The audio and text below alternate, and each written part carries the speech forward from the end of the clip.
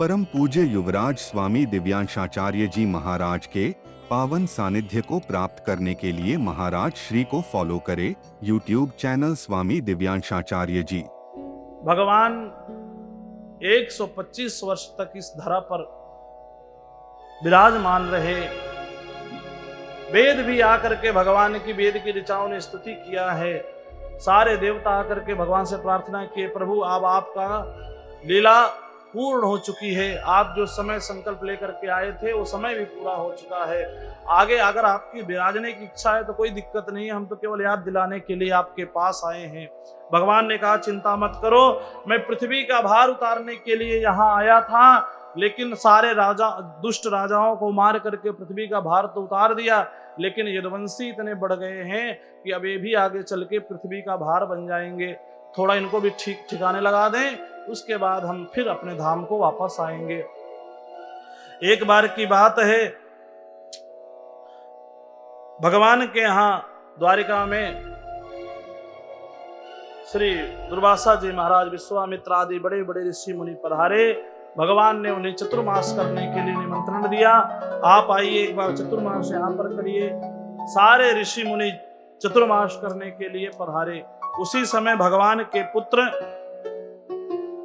सब मिलकर के उन ऋषियों के पास गए।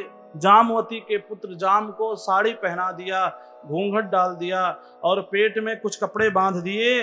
बोले जा करके उन ऋषियों से पूछने लग गए, ये हमारी भाभी है और ये गर्भ से है, ये इसके कौन सी संतान होगी, कृपा करके बताइए।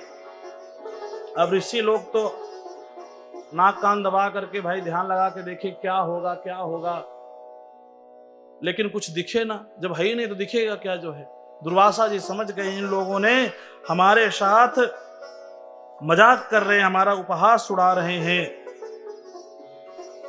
तुरंत उन्होंने श्राप दिया, अरे चिंता मत करो, जो तुम लोग पूछ रहे हो ना इसके अंदर से क्या होगा, तो इसके अंदर से एक मूसल पैदा होगा, उसी मूसल से तुम्हारे पूरे वंश का संहार होगा। अब जब कपड़ा खोला गया तो सांब के पेट से एक लोहे का मूसल निकला। अब वो सब आ करके उग्र श्री वसुदेव जी महाराज को बताए हैं। वसुदेव जी महाराज ने कहा भगवान को मत बताना ये बात, क्योंकि भगवान सहन नहीं करेंगे महात्माओं का अपमान। इस मूसल को जाओ पीस करके, कूट करके, चूर्ण बना करके समुद्र में डाल दो। और सारे यदुवंशियों ने उस मूसल को कूट पीस करके समुद्र में फेंक दिया है। और समुद्र कोई चीज अपने अंदर रखता नहीं है।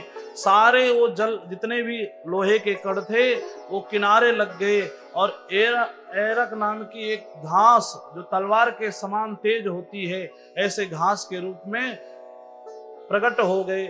और जो बड़ा टुकड़ा था उसे एक मछली ने निगल लिया। वो मछली एक मछुआरे को मिली और मछुआरे ने उस मछली को एक बहेलिये को दिया। बहेलिये ने जब मछली को काटा तो उसमें से जब वो लोहा निकला तो उसने अपने बाण पर उसे लगा लिया। आगे चलकर कथा आती है, देवकी महारानी ने भगवान से कहा आप भगवान है, हमने सुना है हमारे जो पुत्र मर गए थे, हम एक बार उनको देखना चाहते हैं।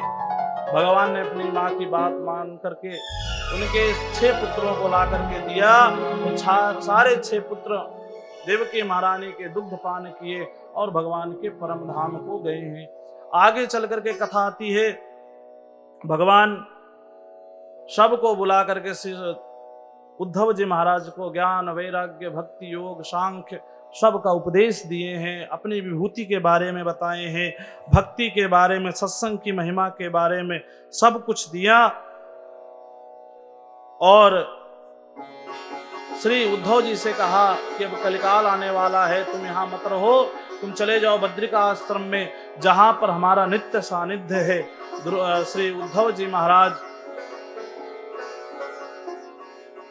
भगवान की परिक्रमा करके बद्रिका आश्रम के लिए निकल गए हैं।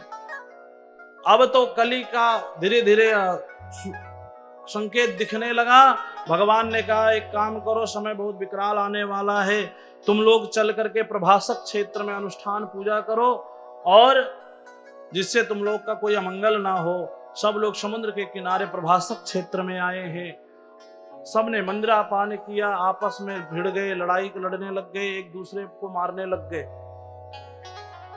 सारे अस्त्र शस्त्र एक दूसरे पर टूट पड़े, जितने भाई थे आपस में लड़ने लग गए। ये सब भगवान की प्रेरणा से हो रही है। भगवान ने दाऊ दादा को आदेश दिया, महाराज अब आप पधारो, अपनी लीला संवरण करो। दाऊ दादा अपने निज स्वरूप शेष रूप में वापस वैकुंठ पधारे हैं। और सारे जितने भी यदुवंशी थे एक दूसरे पर वार कर करके जब अस्त्र शस्त्र टूट गए तो वही जो घास वहां पर जमी हुई थी ऐरक नाम की, उस घास को लेकर के एक दूसरे पर वार करने लग गए। और देखते ही देखते लाखों यदुवंशी क्षण भर में नष्ट हो गए। भगवान एक वृक्ष के नीचे आकर के एक चरण को दूसरे चरण के ऊपर रख करके वृक्ष के नीचे लेटे हुए थे। बहेलिये ने दूर से देखा, उसे लगा कोई जंगली जानवर के नेत्र हैं। उसने वहीं से बाण का अनुसंधान किया है, आकर के भगवान के तलवे में लगा। जब बहेलिये आकर के देखा कि बाण भगवान को लग गया, रोने लग गया, चरणों में गिर गया। भगवान ने कहा चिंता मत करो, ये हमारी ही इच्छा से हुआ है, तुम हमारे धाम को जाओ। और उसी समय भगवान का रथ प्रकट हुआ। वो बहेलिये रथ पर बैठ करके भगवान के परम धाम को गया है। भगवान अपने सारथी दारुक को भेज करके जाकर के जब बोल दो द्वारिका आज के हमारे जाने के तुरंत बाद ये समुद्र में डूब जाएगी, तुम लोग द्वारिका को जल्द से जल्द खाली कर दो। दारुक रोते हुए भगवान को प्रणाम करके जाकर के वसुदेव जी आदि को बताया है कि ये द्वारिका आप लोग खाली कर दो, नहीं तो भगवान की लीला स्मरण होते ही ये द्वारिका इस जल में डूब जाएगी। और भगवान सारे देवता ऋषि मुनि गंधर्व सब आकर के चारों तरफ भगवान को घेर करके रख लिए। सब प्रार्थना कर रहे हैं, प्रभु आप हमारे धाम को आइए, आप हमारे धाम को आइए। भगवान देखते ही रहे और जैसे आकाश में बिजली चमकती है और शांत हो जाती है, उसी तरह से ठाकुर जी सबके मध्य में रहते हुए और एकाएक अंतर ध्यान हुए। भगवान ने एक शरीर यहीं छोड़ दिया, मंगल विग्रह थी सशरीर भगवान। बोले कहाँ गए भगवान? बोले तिरोधाय प्रविष्टोयम श्रीमद्भागवतारणवम। भगवान अपने सारे तेज को आज श्री भागवत जी में तिरोहित कर दिया और भगवान भागवत के रूप में अवतार ले लिए। बोल भागवत भगवान की। भगवान परम धाम को गए हैं